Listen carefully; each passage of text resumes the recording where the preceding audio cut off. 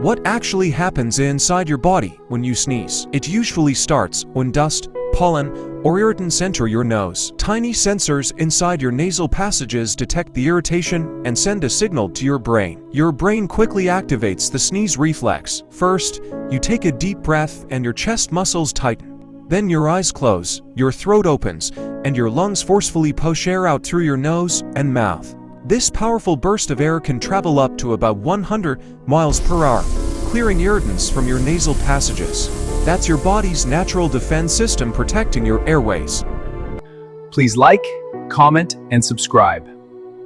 Follow for more amazing secrets happening inside your body.